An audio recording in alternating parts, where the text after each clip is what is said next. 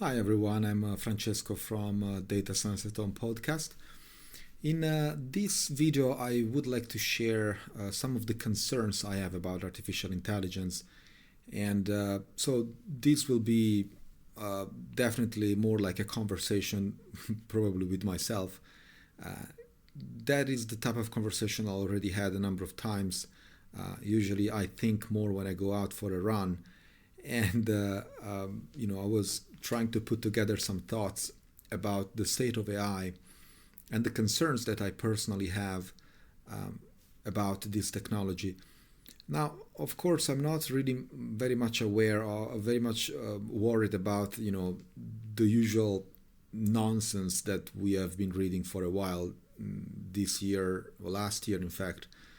About AI that is going to destroy humanity and take all the jobs and make developers obsolete and many other, nonsensical statements about AI.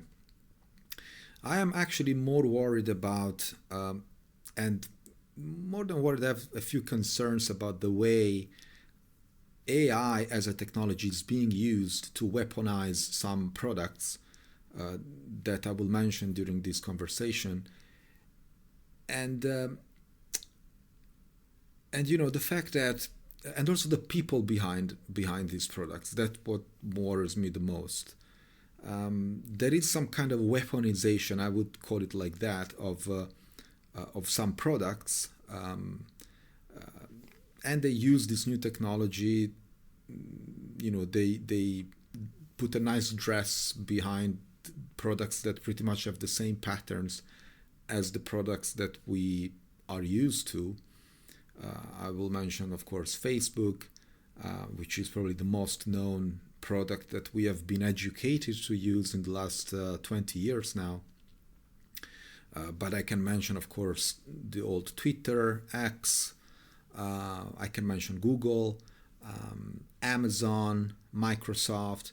These are all, the usual suspects. In fact, these are companies that make products that actually have patterns, and that's exactly what I want to cover in this episode. Is about the patterns that I've seen, and of course, these are all personal opinions. I'm very open to know. Actually, I'm very curious to know what you think.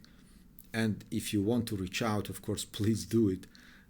You can find me on LinkedIn and the usual channels of the podcast. Very, very happy to know what you think and to have your opinions about this. What I found interesting is that it's the same people, in fact. The same people who were behind, for example, the social networks of 20 years ago, and I'm referring to Facebook, of course, are kind of the same people that are behind artificial intelligence today. They just, transformed themselves a bit.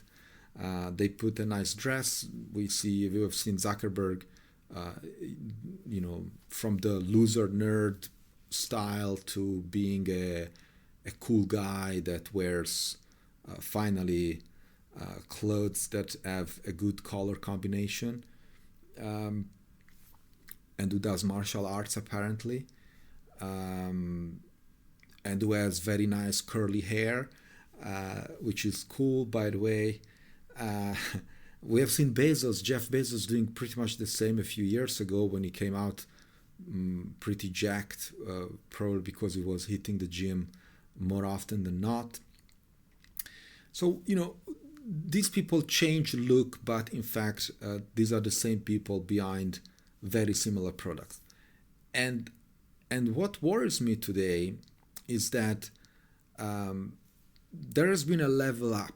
In fact, they have leveled up the nature of the products and, of course, the effectiveness of the products. But I don't see any difference, for example, from Facebook and OpenAI. I will go into details in a minute.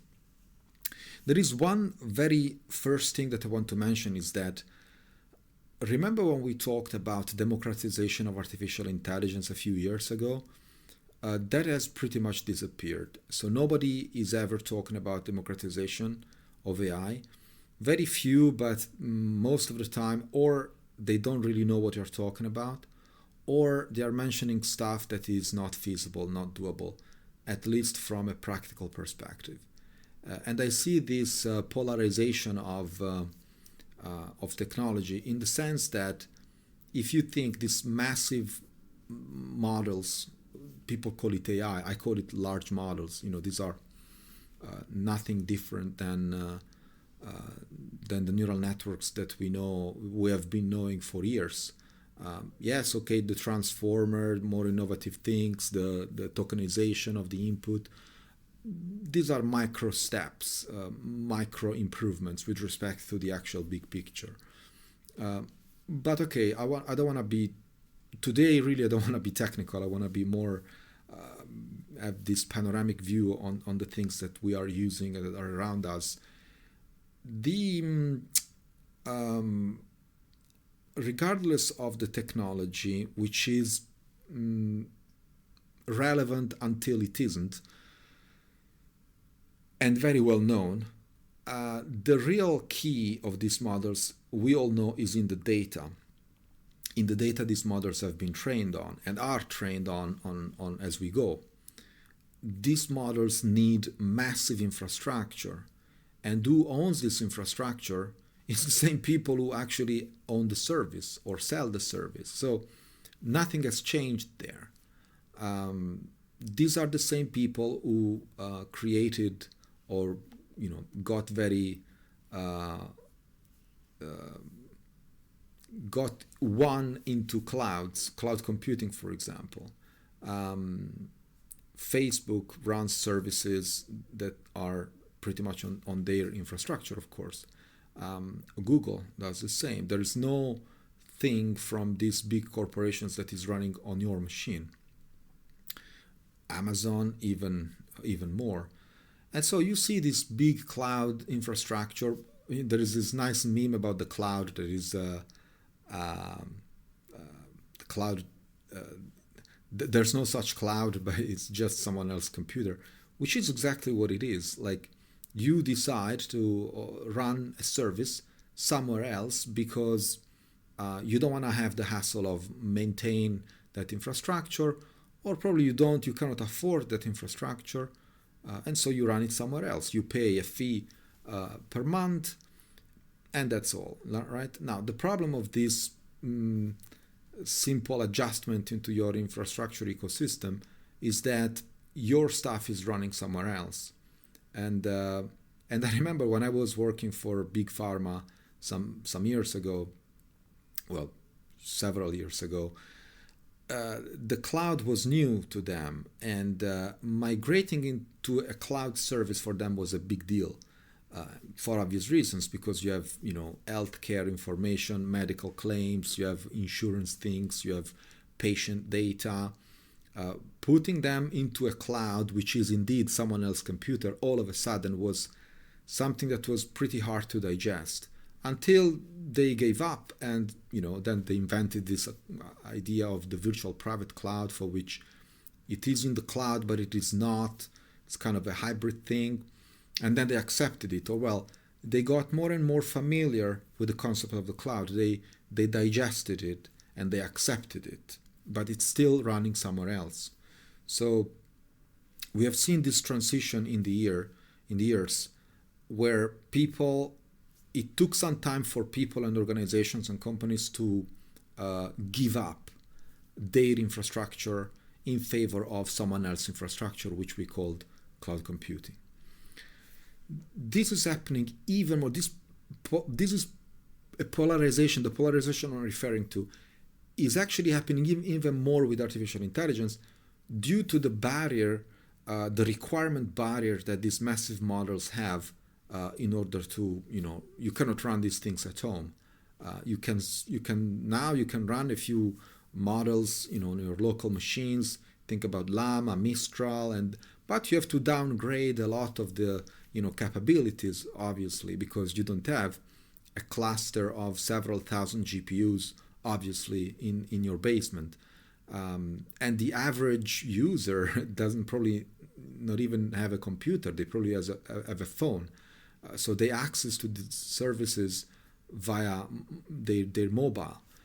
So of course, if you want to, their concept of democratization is that everybody is going to use our cloud, which is not democratization at all. It's actually called dependency. There is a misunderstanding, in my personal opinion, about what do we mean by democratization of AI and what do we mean by dependency on the AI provider. These very days is, of course, OpenAI is. I will refer to OpenAI because it's the most widely adopted AI service that we know. But this concept and these ideas and these observations can be definitely generalized to the other providers to some extent.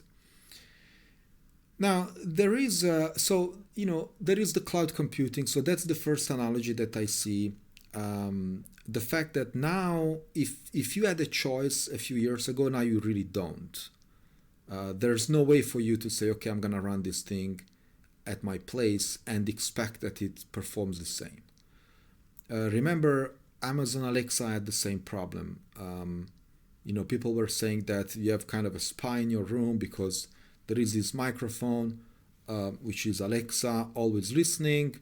In fact, not really. It's listening after you say the keyword, which was Alexa, do this for me, or hey Google, do that for me. And then for quality of service, we realized that these things were opening the mic once in a while. Your phone is doing that as well. So when you decide, so there were some people and some companies who tried, for example, to recreate Alexa for private as a private service. I remember Sonos did that, but it never performed as well, of course, because Amazon was, of course, retraining their models on a global population, while your private service is learning much less because it is exposed to only one user, which is yourself or probably your family, which is probably 4 people when you're lucky. Depends what we mean by lucky. But you get the point. Like, it's when you privatize something, you usually accept the fact that you have to downgrade. So if you want to privatize a large language model and run it into your Linux box in your basement, if you have a decent one or a powerful one, you have to accept the fact that you cannot go with 200 billion parameters or 600 billion parameters. You have to go with probably 3 or 7 if you are lucky. And the accuracy and the reliability of the responses that you would get from such a model would never match a model that is running in the cloud or, well, at OpenAI's premises and is being fine-tuned and retrained overnight on millions and millions of prompts from all over the world. So obviously you cannot, there's no comparison. So this is the first analogy. Now the second analogy that I see is the analogy that I found with Facebook, for example. So Facebook before we go to Facebook, I was asking myself, how is it possible that a company like OpenAI makes a revenue of, I don't know, 4 billion per year at this date, and when they raise usually 6 or 7 billion, if I'm not wrong. The last one was 7 billion, almost $7 billion. So almost double what they actually make, and that's fine. The problem is that they burn 7 billion. They make 4 billion revenue. They burn 7 billion in research, salaries, infrastructure, retraining, etc. And they keep raising 6-7 billion per time. And then I also found, and these are all data that you can verify, of course, that the current valuation of such a company is $156 billion, that if I'm not wrong. So I was asking myself, and of course, I'm not making a financial analysis. I don't have the skills for that. So it is just common wisdom and logic when I see numbers. Such a company, I was asking myself, how is that possible that a company like this is actually still around? This is a company that is not sustainable. No investor would be so crazy to throw cash and burn it like that when the revenue stream is like half of the annual raise, and the burn rate is of like another year. So I was like, okay, this is like, if I had such a company, I would be bankrupt after 1 year. Unless I keep raising and someone is pumping my company and increasing the valuation over and over again. And that's exactly what we are observing. There is this exponential growth of OpenAI without making revenue. Now, I'm not very, I don't understand business, of course. I'm an engineer, but it's weird to me. So I started asking myself, how, like, where's the trick? Like, where is the actual product? And then I realized, I said, okay, but I remember on Facebook, in Facebook, we were used to say, we learned to say, if you don't pay for it, you are the product. The not so young people will remember this. If you're not paying for it, you are the product. That's what came out of Facebook after like 15 years of using the social network. And so I realized, I said, okay, how many people are paying for ChatGPT? I don't know. If all of us would be paying, I'm not paying personally. I have a free account. And many of my friends and colleagues, they also don't pay. So I assume that, I don't know, it's not really, it can be generalized to the fact that a lot of people are not paying. Probably the majority of the ChatGPT users are not paying for ChatGPT. And so by analogy, I would say, well, then these people are the product, which makes a ton of sense because, maintaining the infrastructure of ChatGPT is very expensive. And why is ChatGPT giving me, for example, access for free, me and another million people, free access? What's the gain? And well, the analogy with Facebook was like, okay, we know after 15 years that what was Facebook in reality? It was a machine, a vehicle to collect data from users in disguise of the social network. When they said, we want to connect people, being the good Samaritan of, we want people to be always communicating with each other, blah, blah, blah. And what happened is that, okay, well, you never paid for Facebook, so it means that someone has to pay for it, but in fact, you are paying by giving Facebook your data. What was the data was the conversations with your friends, it was the photos that you shared with them, the connections that you created, the feelings that you had one day because you were writing in a group or writing in your feed like, I don't feel right today, I feel a bit depressed, and I broke up with my girlfriend, and this and that. So what was that? Facebook was collecting this information, was building a profile around you, and it is no secret. We all know it's like that. It's not. This is not an opinion now. This is a fact. And so what happened is that Facebook started using you as an advertisement target, based on the information and the profile that they were building on a daily basis, based on, of course, what you were publishing on the network. That was Facebook. So a vehicle to collect user data.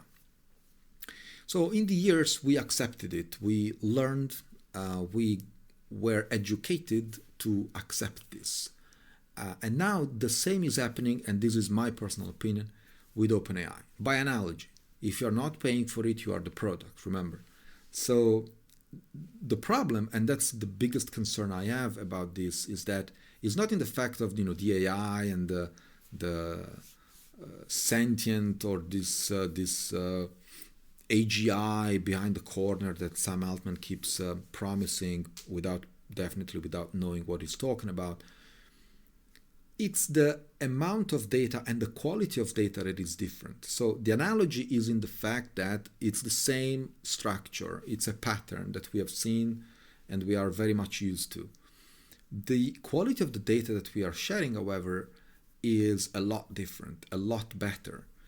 It's what, in my opinion, Facebook would have ever dreamed of. And I don't have problems saying that on ChatGPT, majority of us, of you and myself included, to some extent, because I am aware of this, and I hope that after this episode, conversation, whatever you want to call, you are aware too, we are sharing much more sensitive information with ChatGPT, and also a lot more data than Facebook, for example. We are sharing much more intimate conversations with ChatGPT or with OpenAI because it's private. It's always private. While on Facebook, there was the concept of groups or the social network. So when you publish something, you accept the fact that that something will be read by a group of people. So you are aware of that. Same happens for X or Twitter. When you publish a tweet, I keep calling it Twitter because I like it more, but I think it's a very nice name. X, not so much, but different story, different episode probably. When you type something on Twitter, you know it's gonna be public, right? And so you are aware of it, you know, and you just publish. Otherwise, you would not, right? With ChatGPT and OpenAI, everything is always private, and you have this. If you feel down and you want to speak with a friend, and you don't have the friend in your pocket, of course, but you have ChatGPT, you might be asking things about your private life.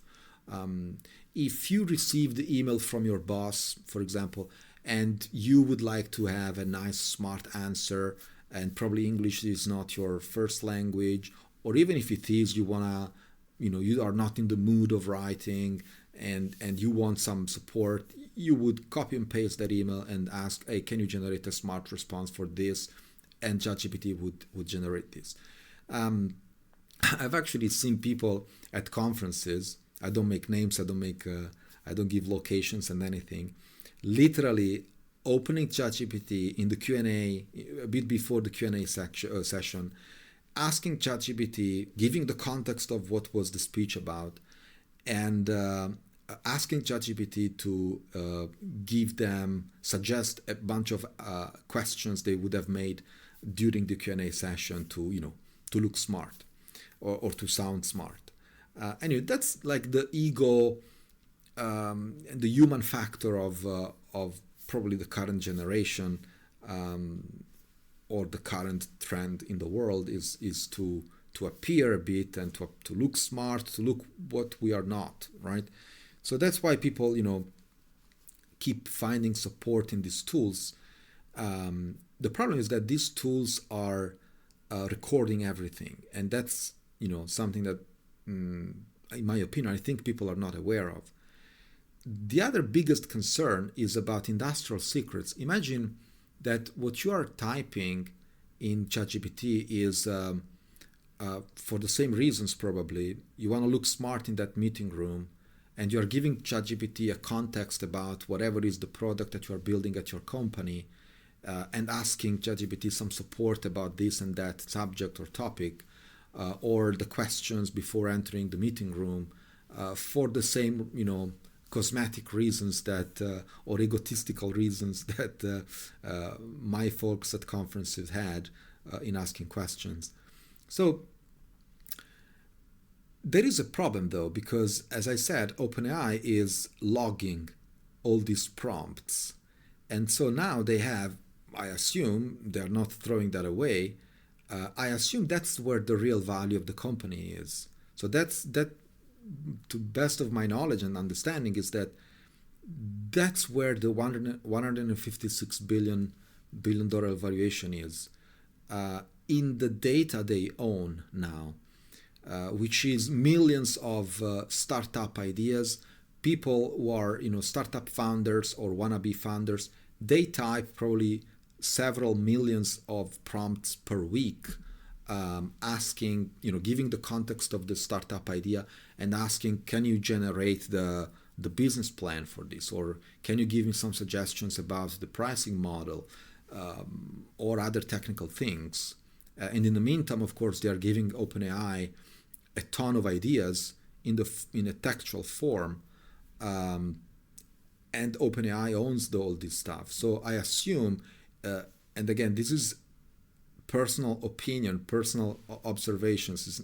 I don't have facts, of course. I don't think there are people who know, except probably the people at OpenAI.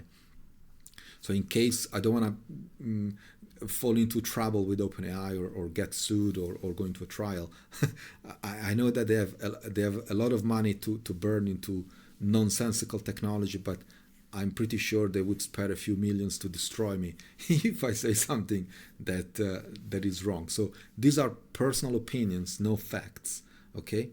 But I assume that, and again, if it's not the case, it could be a nice suggestion that I'm giving to Sam Altman to set up a team that collects, well, in fact, you don't even need a team. You can use an algorithm to select and filter all these startup ideas, categorize them by topic or sector, ideas in healthcare, in medical, in bioinformatics, or IT, or whatever, or robotics, and categorize all these ideas, and then eventually set up a team and vet them. And he would have at his fingertip several thousand of ideas per day, probably.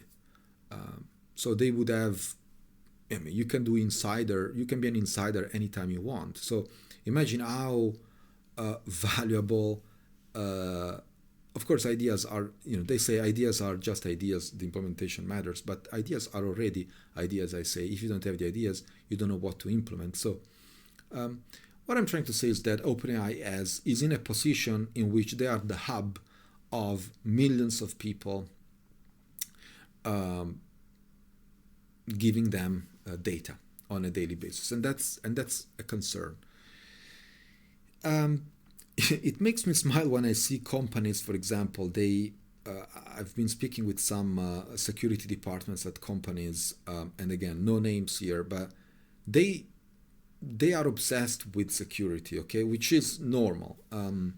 They're obsessed with encryption keys, SSH, and this and that, and quantum-resistant algorithms, hash functions, blah, blah, blah, blah.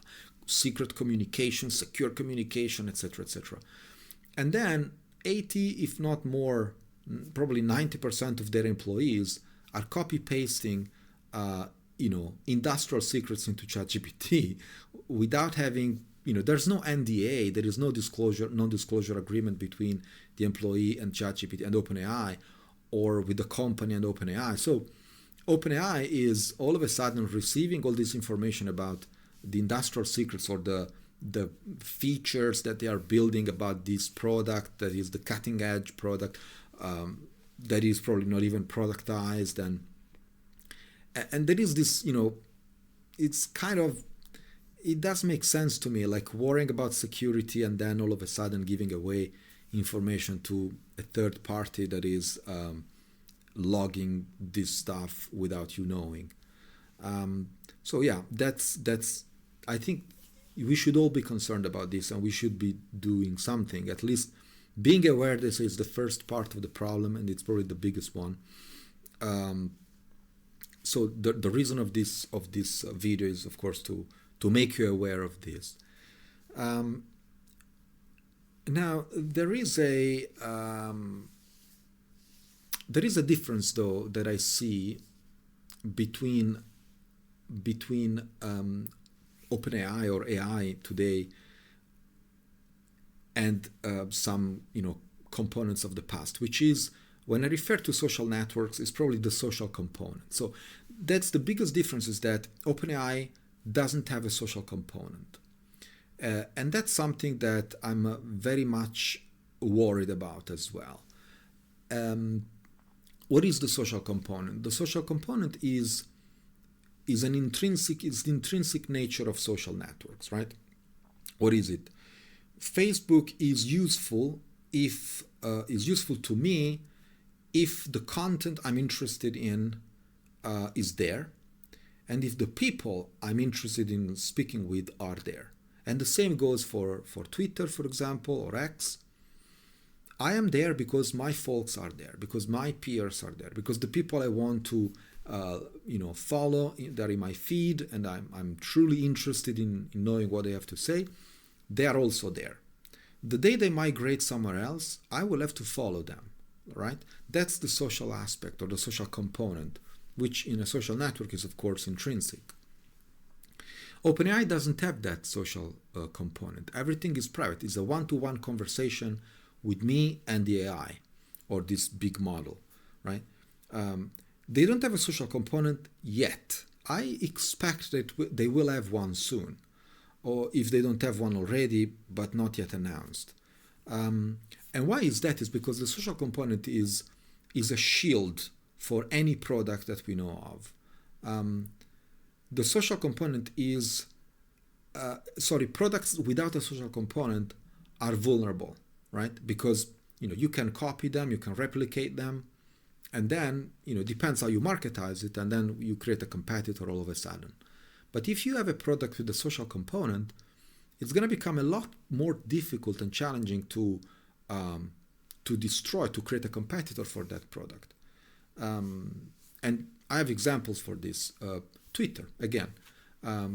All of a sudden, we didn't like Twitter, and there was this Mastodon, which in my opinion has a terrible name. Already by the name, I'm not logging in just for the name. Okay, it's horrible, but different story. So they created Mastodon. Technically superior, not so much, but okay, let's assume it is. There was no social component in Mastodon. Then they created Blue Sky. All of a sudden, everybody hated Elon Musk because Elon Musk is Elon Musk, whatever is the reason. We need to migrate to Blue Sky. How many people migrated to Blue Sky? I think 20 millions, 25 millions, which is less than 1/10 of the people who are hanging around X or Twitter. So we have been like this couple of weeks, everybody speaking about Blue Sky, and then silence. And a few years ago, or I think 1 or 2 years ago, we had 1 or 2 weeks everybody was speaking about Mastodon, and then silence. So why is that? Is because Facebook, X, Twitter, or Google, they all have a social component in their product, and OpenAI doesn't have that, and they will have, because they will realize, if they didn't already, that a product without a social component is vulnerable. This is exactly the same reason when I was a young kid, and I was obsessed with encryption for emails, for example. Very short story. Now I was obsessed with secure communications, and so I was used to participate to these key signing parties, which were back in the days were parties in which we had a few beers and we met the people. We wanted to exchange our keys, encryption keys, and we entered a network of secure people, creating a web of trust, it's called, which is I know a guy who knows a guy who knows a guy, and we all exchanged keys. So these are people that we can that if they are writing a message, we know who they are, and we know that the message that they are writing is signed, is cryptographically signed, so we know that it's them. It's called non-repudiation. So I was using these things until I realized that majority of my emails, I could not sign them because the recipients of my email were not in my web of trust. So basically there were not enough people using the encryption schemes or the encryption tools that I was using. So encryption is one such thing. Like, you can use it with your peers if your peers accept to use it. But if your peers decide to go in plain text, you cannot start encrypting things. They will not communicate with you because they cannot read what you type. And there's no way for them to decipher that. And so you have to decide to accept the fact that you have to abandon that technology. You have to give up encryption because your peers do not use it. And that's exactly the same that is happening with the, with the social aspect of. You can use X if all the others are using it, and if you want to convince 200 million people to migrate to another social network tomorrow, good luck with that. I have a problem when I go with a bunch of friends, usually 2 or 3, and we have to agree on the restaurant we're gonna have dinner, and we already spent several hours to agree with among 2-3 people. If you have a group of 10 people and you have to agree on a restaurant, it's gonna take you days. Now, if you have 200 million people and you have to agree on which social network to start communicating, it's not gonna happen. It's not a feasible thing. That's why the social component is a shield for any product. They say you cannot replicate a community overnight. You can kill my product, but you cannot kill my community.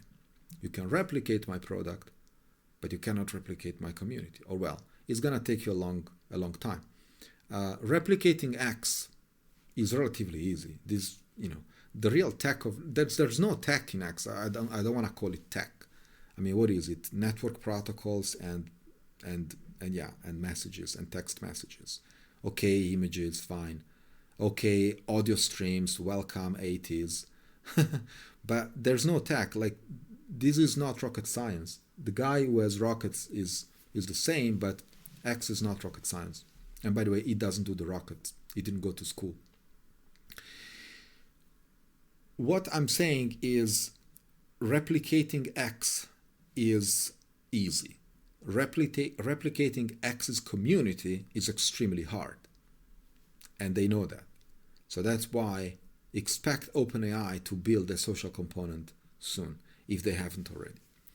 So what can we do about all this? Well, I don't have an answer. This is not a video that I wanted to make to give you a solution. There is no solution except being aware of what you exchange and what you give away on a single day, probably more than once in a day. I was thinking of many things. I've been discussing online with some folks. There are nasty ideas about privatizing tokenizers, which I don't believe. So what is a tokenizer? Well, when you type a prompt, you're essentially, before you give the prompt to OpenAI, but OpenAI, before generating OpenAI or large language models in general, before generating the before generating the answer, the response, they tokenize your prompt, right? And then they pass it to the other layers of the large language model. The tokenizer is converting the plain text, let's say in English, with token indexes that represent that prompt into, let's say, an intermediate representation that is known to the large language model. And then from there on, it proceeds with the generation of the response. And then there is a reverse operation from the tokens back to the language, to the English, to the plain English. So the idea of some was to privatize tokenizers, so running a tokenizer in the browser and send to OpenAI only the tokenized version of your prompt, which of course they will never do, because why? If you're giving me the text and you already accepted me to give me the text, the plain text, why should you? Plus, I think it's a reversible thing. So tokenization maintains the semantics value of the prompt anyway. So while they might not be able to reconstruct perfectly the prompt, they would still be able to understand what it is about. So irrelevant as a solution. The other is to use private models. And we have seen this, of course. There is an open source community that is doing a lot of effort in pre-train these models that you can run on your machine. But in my opinion, it's still a very clunky thing to do that, of course, technical people can do. But even with a very good documentation and instructions, the average user will never do that. They will just hit the chatgpt.com, I think it is, or openai.com or whatever the link is, and they would just hit the browser and get ready to type. It has to be that easy, that simple for a user if you want that user to use that private service. I definitely don't have a solution except the usual things that we know since years. For example, private machine learning, and so multi-party computation, and there are some techniques that they come from cryptography, not crypto, and so this could work, even though it could be the service could be a bit more clunky and a bit more slower, and someone has to pay for it. So that's also the big problem of the population, is that it's a cultural defect that I find in this society, which is about not paying for the things that you use, and accepting that not paying something means losing some freedom on something else, or losing independency on the things that you use, or giving away information that you're not supposed to give. Will this affect you in the short term? Probably not. Definitely it will in the long term, because we all have been advertisement targets from Facebook after 15 years. We just got used to that, and now we don't pay attention anymore. OpenAI will amplify this, and that's the biggest problem of artificial intelligence, and what we should be scared of, what we should be really concerned of, is not about AI destroying humanity. That will never happen. It's about the people behind AI trying to manipulate humanity. That's what will happen.